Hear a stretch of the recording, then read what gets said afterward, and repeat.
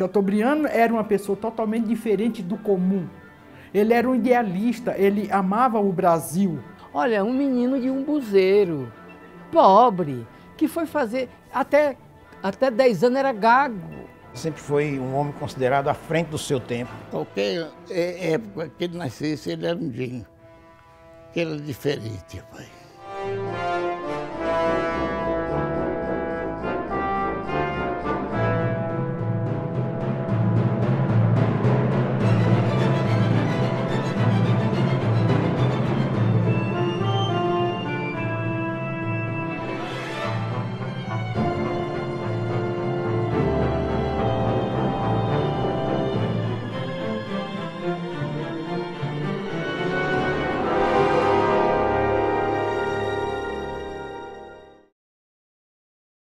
De menino gago, tímido e analfabeto, que brincava pela pequena Umbuzeiro, na Paraíba, Francisco de Assis Chateaubriand Bandeira de Melo tornou-se o magnata das comunicações e um dos homens mais influentes do Brasil entre as décadas de 40 e 50. Era um menino inibido, que ficava ali agarrado na saia da mãe o tempo todo mundo caçoava dele, todo mundo criticava, sofreu bullying naquela época. O paraibano, que só conseguiu ler a primeira frase aos 10 anos, iniciou a carreira jornalística aos 15, escrevendo para a Gazeta do Norte e Diário de Pernambuco.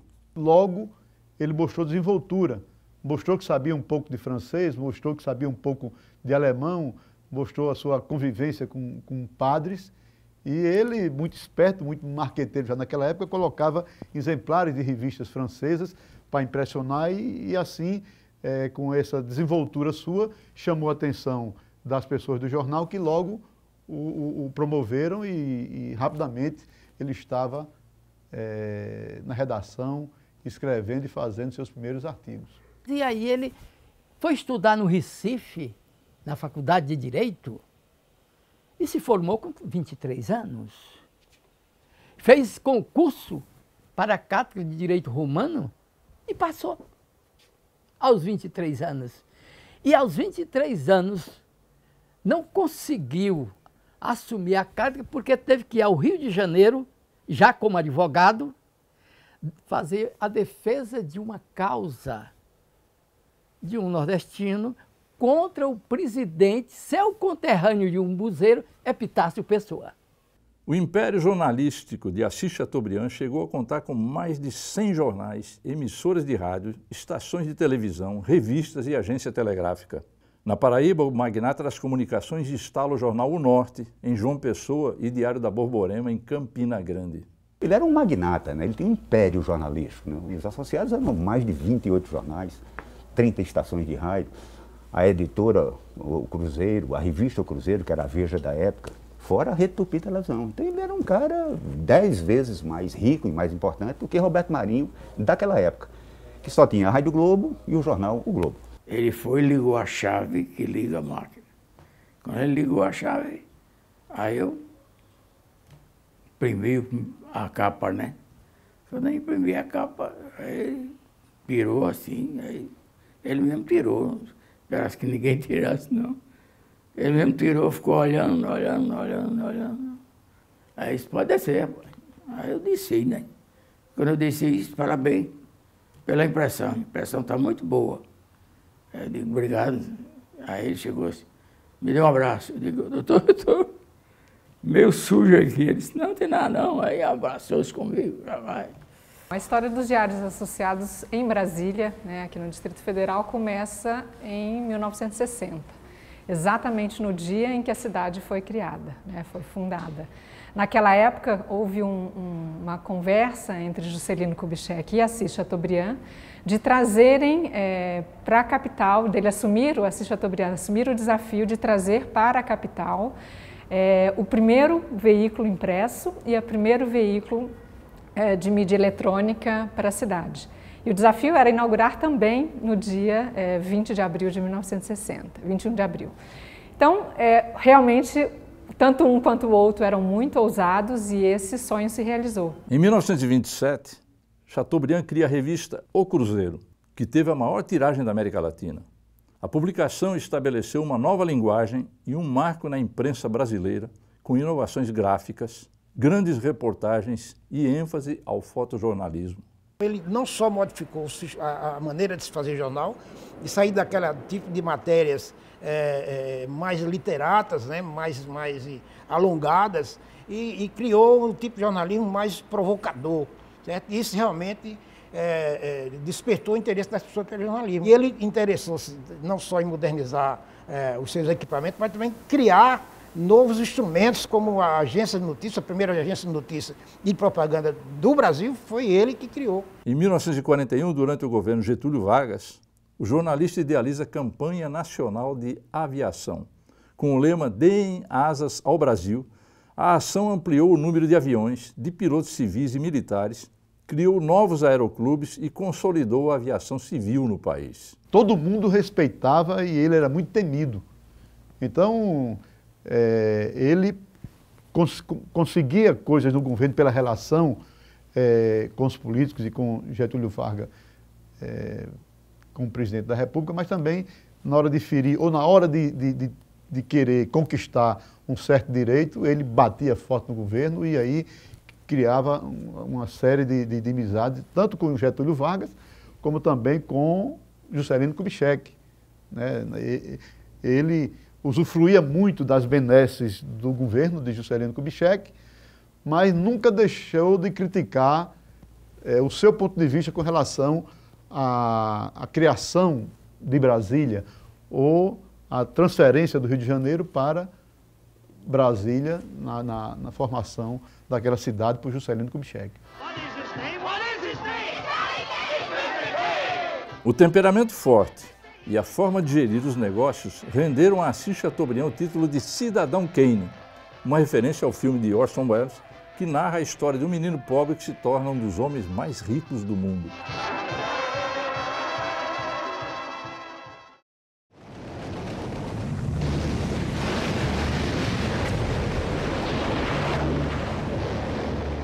A primeira cidade resgatada pelos aliados na Segunda Guerra Mundial foi uma cidade denominada Bahia.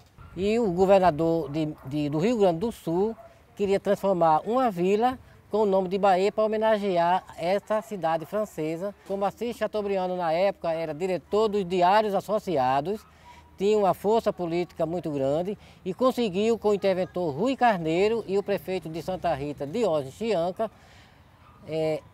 criar uma praça, levantar um obelisco com o nome Viva a França e trazer da França 5 quilos de areia para fazer um pacto de união entre a Bahia brasileira e a Bahia francesa.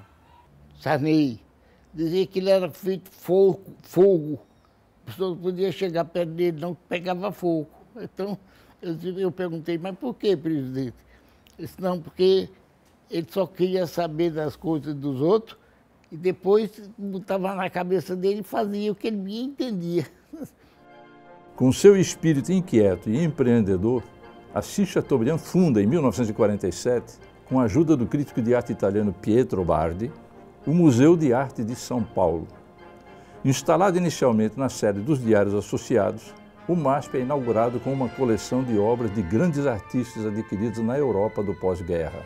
Após 12 anos de construção, a nova sede do museu é inaugurada na Avenida Paulista em 1968. Com um acervo de 8.000 obras, o MASP é considerado o maior museu da América Latina.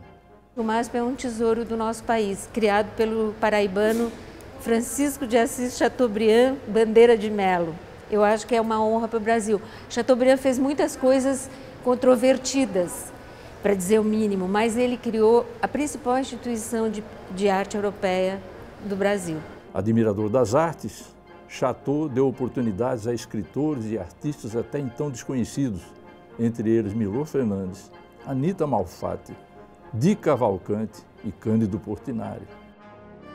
Em 18 de setembro de 1950, o paraibano visionário, empreendedor e polêmico dá um dos passos mais audaciosos de sua vida. Chateaubriand inaugura a TV Tupi, a primeira emissora da América Latina e a 4ª do mundo. Tem início a televisão no Brasil.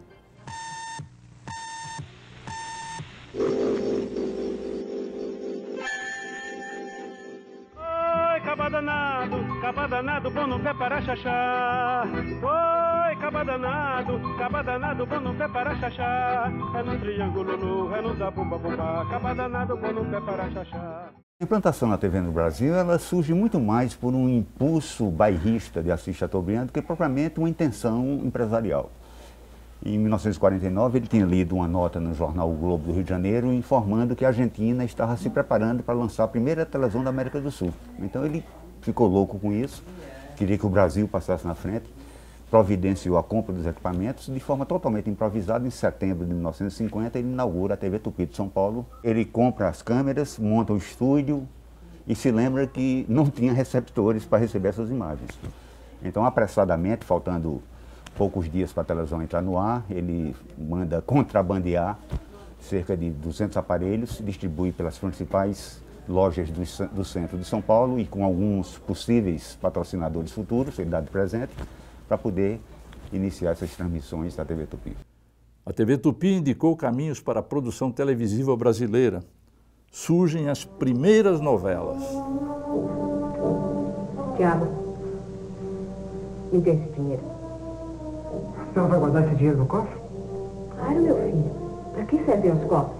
Para guardar dinheiro, objetos, documentos de valor. É melhor esse dinheiro não ficar aqui em casa, mãe Vitória. Aqueles homens podem voltar outra vez. Na Paraíba, Assis Chateaubriand inaugura a primeira televisão na cidade de Campina Grande, a TV Borborema. Muita gente pensa que quando o Chateaubriand quis instalar uma televisão em Campina Grande, era uma coisa sentimental, de amor pela cidade, porque ele viveu aqui na adolescência, ele tinha 17 anos, ele passou um tempo em Campina Grande e se identificou muito com a cidade. Mas é totalmente errado. Quando o Chateaubriand implanta a televisão em Campina Grande, ele tem uma visão empresarial fantástica. Naquela época, entre as décadas de 1950 e 1960, Campina Grande era o 13º município brasileiro, em importância econômica, social, cultural e assim por diante. Aí alguém disse, doutor Assis, o senhor está doido? Por que uma televisão em Campina Grande, no interior da Paraíba? Aí disse que ele bateu na mesa e disse, Campina Grande é a Chicago do sertão.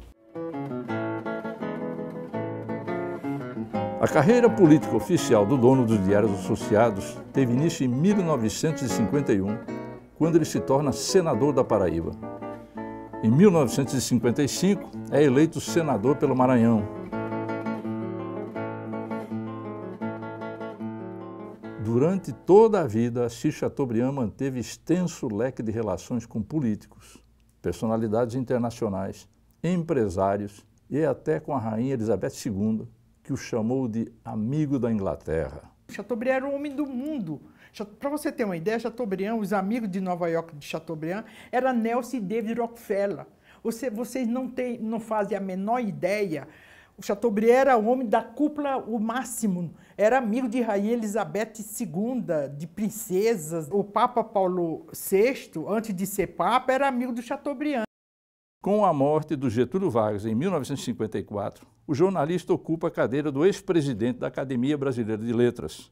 Em 1955, durante o governo de Juscelino Kubitschek, Chateau é nomeado embaixador do Brasil na Inglaterra.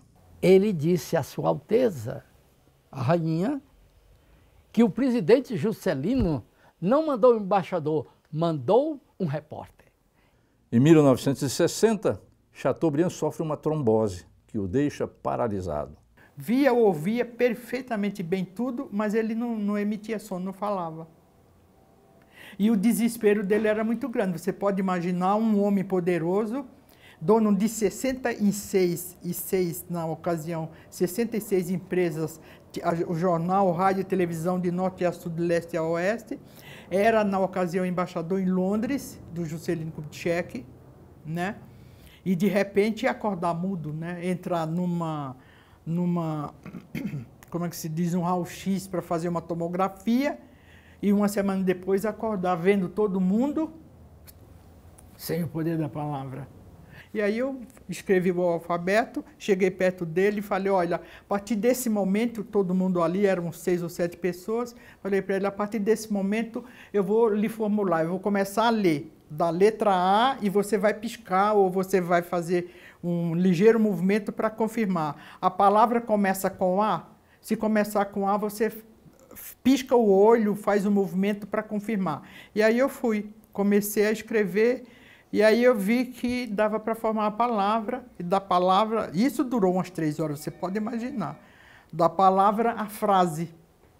Tetraplégico, o jornalista consegue se comunicar apenas por balbucios e por meio de uma máquina de escrever construída especialmente para ele. Eles programaram a máquina elétrica como fosse um jornal falado. Com uma espécie de tentáculos, né, que iam puxando, e ele ia conseguindo lentamente, letra por letra, escrevendo aqueles artigos que eram publicados em todos os jornais associados, inclusive na revista O Cruzeiro. Mas para chegar a movimentar esse dedinho, ele levou 8 meses para tentar relaxar aquele dedinho e fazer aquele dedinho funcionar. Ele tinha que ir lá, naquele furo lá, enfiar aquela agulha para a fisioterapeuta puxar do outro lado e ela retornava e a agulha e fazia ele pegar novamente. Só em pegar aquela agulha ali, ele perdia 15, 20 minutos.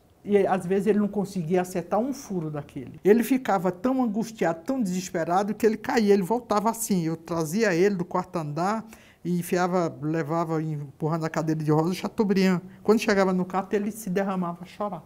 Mas a dificuldade de locomoção e fala não impedem que Chateaubriand continue no comando dos diários associados e exercendo as atividades políticas e empresariais. Mesmo com a saúde debilitada, Chateau continua participando de eventos e viajando para tratar de negócios que iam desde a compra de obras de arte até a pecuária. Ele fazia simpósios sobre algodão fibra longa, sobre milho opaco, sobre como é que se diz, a qualidade de terra. Importava animais estrangeiros da Inglaterra para fazer, ele tinha uma fazenda com inseminação artificial, que era o começo disso no Rio Grande do Sul, para melhorar a raça bovina brasileira. Então ele era um pioneiro, pode-se dizer, em tudo.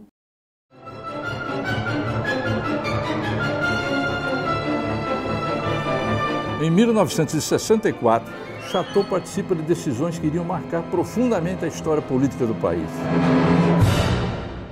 Foram os diários associados que fizeram a Revolução de 64. Como o Jânio Quadros tinha sido um presidente feito pelos diários associados, foi a maior decepção para o Chateaubriand, foi a renúncia de Jânio Quadros. Enquanto o Jânio Quadros, Chateaubriand trabalhou depois da derrocada do Jânio Quadros, para o João Goulart assumir o governo, estava tudo bem. Só que o João Goulart não negou as qualidades políticas que ele tinha. Ele continuou com os aliados, e o Chateaubriand não aceitou, porque o Chateaubriand era um anticomunista ferrenho. E ele escrevia, aí ele virava macho mesmo da Paraíba, entendeu? Se ele pudesse, mandava dar um tiro em cada uma daquelas pessoas. Era terrível, Chateaubriand era terrível. Na hora de condenar uma pessoa, de crucificar, era para valer. E o Chateaubriand detonou Jânio Quadros, e foi daí que veio a Revolução de 64. Essa que é a verdade. Em 1967, o paraibano entrega à Fundação Universidade Regional do Nordeste o primeiro acervo do Museu Regional de Campina Grande, hoje Museu Assis Chateaubriand. Na década de 1960, no final dos anos 60, ele criou uma campanha nacional de museus regionais. Ele queria instalar em cidades não necessariamente capitais, museus onde as pessoas pudessem ter acesso a obras de artistas importantes, não só do Brasil, mas também do exterior. Então ele criou 3 museus. A ideia era fazer mais, mas só deu para fazer 3. O Museu Regional de Olinda, o Museu Regional de Feira Santana e o Museu Assis Chateaubriand, aqui de Campina Grande. Como é que Chateaubriand fazia para conseguir acervo para esses museus? Ele ligava para o empresário paulista, no meio da noite, e dizia: olha, fulano, parabéns, eu soube que o senhor acabou de doar uma obra de Portinari para o Museu de Campina Grande. Aí o cara fazia: ô, doutor Assis, acho que houve um engano, não estou sabendo de nada. Disse: como? Me informaram que o senhor teria comprado um quadro para o Museu de Campina Grande? Não, houve engano. Esse agora está ruim para desmentir, porque amanhã vai sair nos 30 jornais associados em primeira página, tem uma matéria no Cruzeiro e vai sair em todas as emissoras de rádio, inclusive na Rede Tupi. Como é que eu vou desmentir isso? Aí o cara dizia: tá bom. Aí comprava o quadro e mandava para o museu. Ele procurou um empresário e esse empresário disse: olha, Chateau, esse dinheiro que você está querendo comprar esse quadro seria muito mais útil a mim oferecer em donativos para os ancenianos. Ele viu aquilo como um fora indesejável, que ele quis, o empresário quis por baixo dar uma rasteira nele. Ele, maldosamente, mas é coisa de gênio que pratica essas coisas, colocou um anúncio na primeira página do Diário de São Paulo, dizendo que a partir das 7 horas da manhã, na sua residência, rua tal e tal e tal, o empresário fulano de tal estava fazendo doações durante todo o dia aos leprosos de São Paulo. E a última vez que eu estive com ele foi lá em Vitória. Aí ele perguntou, o que você está fazendo? Aí eu disse, não, estou lá aqui em Vitória e plantando a televisão. Ele disse, mas guarda o dinheiro, porque esses caras daqui estão tudo sabidos. Aí ele dizia isso para o próprio pessoal dele, né? Incomodava o povo, que fosse governo e tudo, por causa desse poder que ele tinha. É tanto que terminaram gente destruindo o canal, o associado. Chateaubriand foi um grande repórter. Era a sua grande vocação. Qualquer época que ele nascesse, ele era um gênio. Era diferente, pai. A cabeça de Chateaubriand foi diferente, não tem todo mundo. Você pode ter uma cabeça muito inteligente, mas igual a dele, eu desconheço. Quando ele pressentiu a morte de fato, ele escreveu e ditou as palavras até uma semana antes de entrar em estado de coma. Ele ditou a última frase: peço, caros amigos, não escreverem pataquadas a meu respeito. Após entrar em coma, Assis Chateaubriand morre no dia 4 de abril de 1968, aos 75 anos. O magnata das comunicações foi velado a seu pedido ao lado de pinturas, simbolizando as 3 coisas que mais amou na vida: o poder, as mulheres e a arte.